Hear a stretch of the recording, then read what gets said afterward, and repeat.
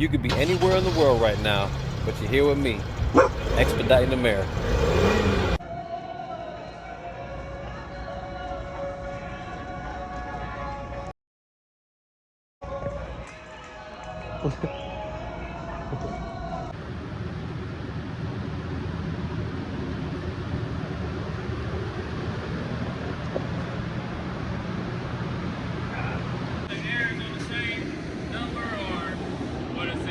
No, the back are usually a little or higher. 80. Like 70. They say 46 in the front, 80 in the back. Yeah, that's cool. That's cool. Yeah. Thank you. Trying to hurry up there. Yeah. The way I see it is like you guys are bringing us the money, you know, we get paid to do this shit. Yeah, that's a great attitude, bro. I mean, you'd be surprised, travel across the United States, and that attitude is like diminishing because, bro, I like, grew up, my mom and dad taught me, like, if you're gonna be a sweeper, you better make sure you're the best fucking sweeper in the room. bro, that's how I feel, bro. That's how I'm a driver. I'm trying to be the best damn driver I can be, whatever bro. you do, you just gotta be the best at it. Exactly, man. And you gotta have a good attitude. The attitude is everything, you know. So.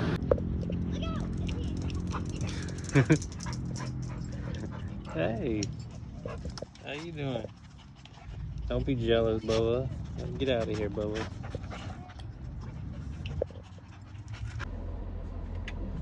So I've been sitting for 3 days here in Arizona,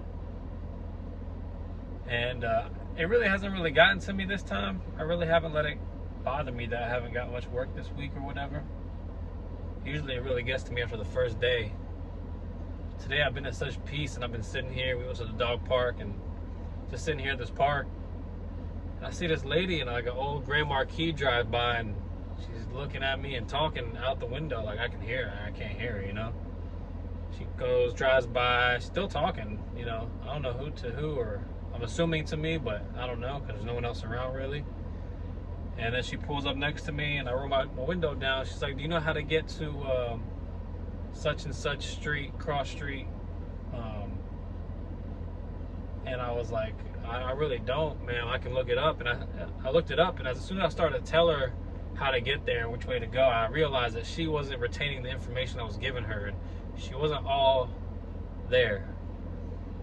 You know, I've seen family members with dementia and stuff like that. It's very dementia-like actions. So I felt bad, you know. I was like, I really don't know. And she drove off, you know. I'm like, I can't just let her drive off like this. I can't just let her go. So I follow her, and she gets down to the end of the parking lot, because I did tell her, you know, how to get out, and she still couldn't figure it out. She missed the exit, and then when I went down there towards her, she's like, where's the exit? Like it's right here. And I noticed, you know what, I can't let her drive off. So I made up a lie. I felt horrible because I made up a lie and told her that I could let her follow me, and it's just gonna take me a minute to find the directions, which I could find really fast, you know. But she's actually driving off right now with the police down that way. I don't know if you can see her, probably not. But thank God they didn't like take her license or nothing like that. They're letting her drive right now. They're following her. But I called the police instead of, you know, showing her how to get there, just because I don't know if she should be driving, honestly, or not. And I'm gonna leave that up to their discretion, because I felt bad having her drive off, and I've seen people in her condition drive, and it's not good. And watching her drive down the parking lot, I could just tell the way she was swerving, and not good. So I say that to say this, that I've been sitting here for 3 days, and for me to justify and make me feel good about sitting here, I like to think that I was sitting here for that lady, because I don't think she was supposed to be out driving. I don't think that whoever she lives with or is in care of her knew that she was out and about. But I feel like I was supposed to be here today, because I don't know if anybody else would have taken the time to deal with the lady, or, you know.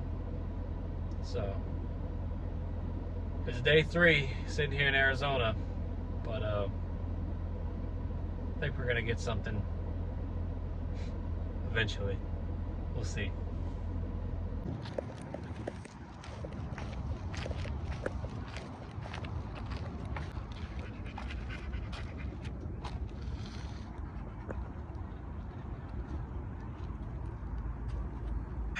Good morning. We found something. Bubba, we found something. You ready? Let's do it. Bubba Jo. Come on. Bubba. Let's go find you some grass. All right, we finally got something, everybody. We're at the shipper right now. It's a house, residential pickup. Let's see what they got.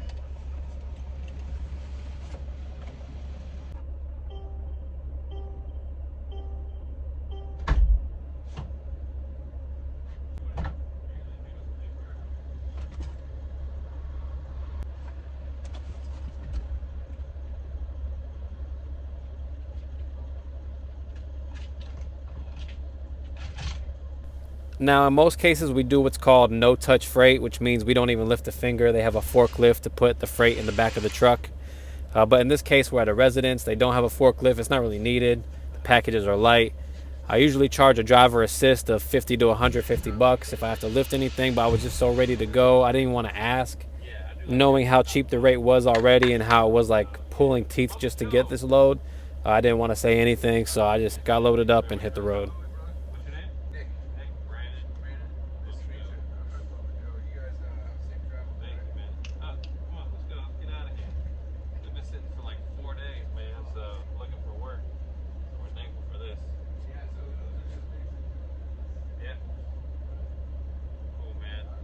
Great day. Get some rest, man.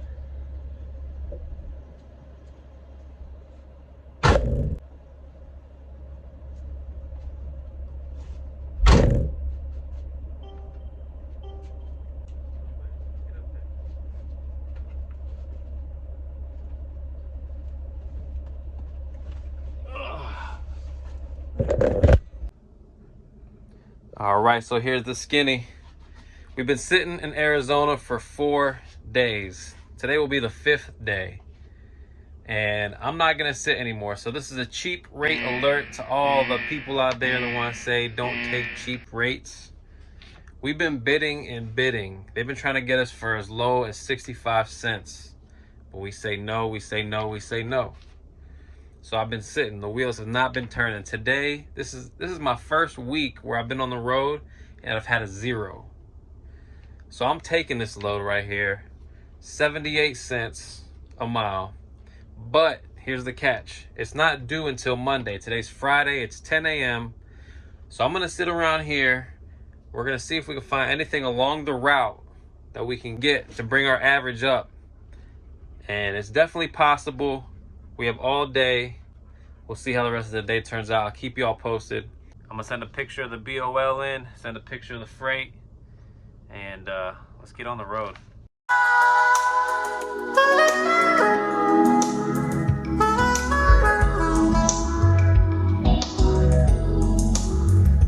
Go for a walk.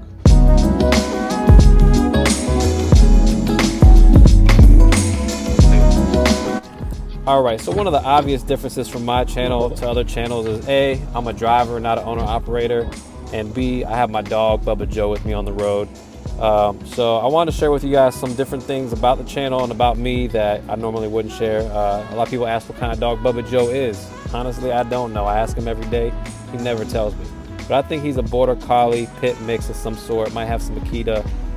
It's just hard to tell. But he's on a strict diet. It's a hydrolyzed protein diet. So we get this Royal Canin hydrolyzed protein.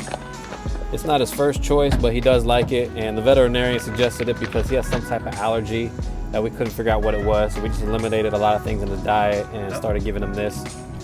And it's not really the cheapest dog food. It's about $120 a bag. But as a dog owner, you'll pay whatever it takes to keep your dogs healthy. With that said, Royal Canin, if you want to sponsor us, expeditingamerica@gmail.com.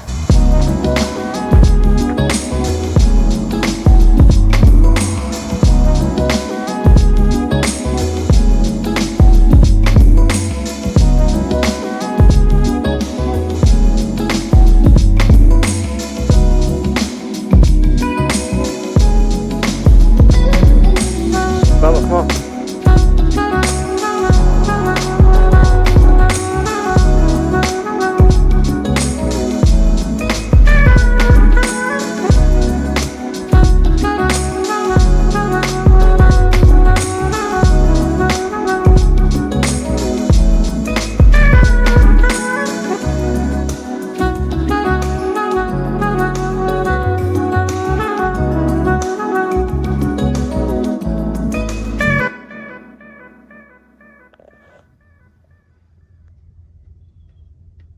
morning, buddy.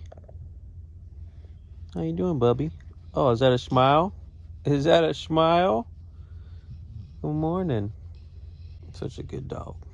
Let's get our day started, Bubba.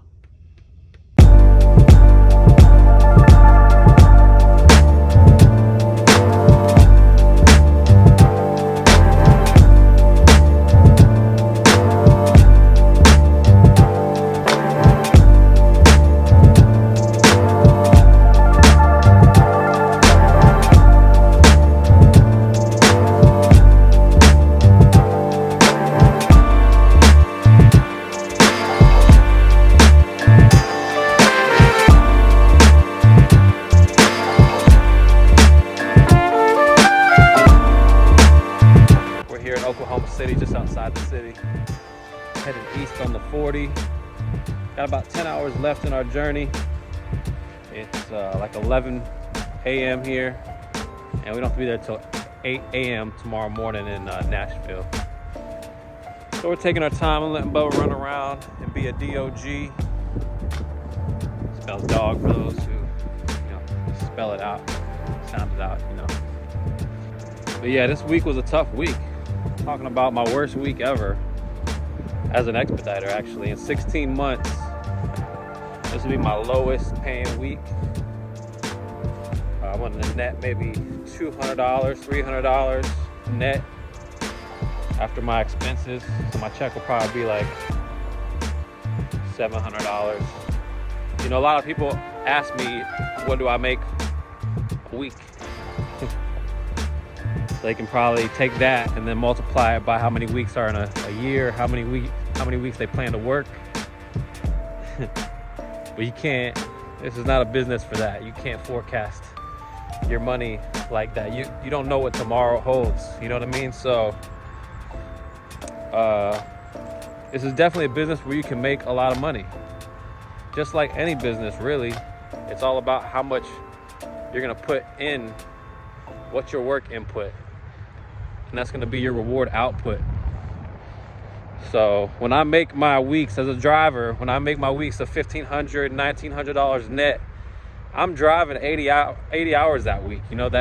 That's a whole week of driving. That's nonstop, all day, all night, through the night, sleep 2, 3, 4 hours and keep it pushing. All right, so not only do you get little to no sleep, you're also sleeping inside of a van. You're inside the van non-stop. You know what I mean? So people are like, oh, well, I have a cubicle job. You're out and about. Yeah, I'm out and about, but I'm out and about inside a van. So, which is cool when I get to, walk around and do things like this. I'm telling you guys, I'm inside a van when I'm outside the van. But I'm saying that to say I spend a lot of time in there. When I'm really moving, like this is a horrible week, you know what I mean? But when I'm moving, I'm in that thing constantly. That's why it's good having a dog, because he slows me down and makes me do things like this, like walk around and get fresh air. But another thing is toilets. A lot of people don't think about it. With toilets, clean toilets. I'm lucky. I go to most Planet Fitnesses. I go to hotels. Little sneak trick. You can just walk into most hotels if you act like you have a room there. Stay away from fast food joints. Stay away from Chick-fil-A's the only one I would go to. But yeah, so that, toilets. So food. I'm trying to learn how to cook on the road. If you guys have any suggestions, let me know. I did a live last night and you guys had some good suggestions about different cookers. But that's definitely one thing I want to work on, because I'm actually eating less out here on the road because I don't want to eat all the crappy food out here. So I'm cutting it down to one big ass meal a day and then snacking the rest of the day. But yeah, those are the main drawbacks, and sitting. That's the worst one. That's the one I think gets most people is sitting and downtime. Because either A, they're gonna go ahead and spend their money trying to enjoy themselves, and or B, they're gonna just go crazy by doing nothing. So I have some hobbies, like I write music and I do the video editing. This helps me out in my downtime. So find something that you can do. Reading is great. I do audiobooks sometimes, podcasts. So yeah, those are my little expediting things, I guess, to those who are wondering about it and if it's worth getting into. Hope I answered some questions. If I didn't, let me know in the comments below and I'll get back to you. Until then, we're gonna get back on the road here. Bubba Jo, come here. Come on. Say hello. Say goodbye. See you soon.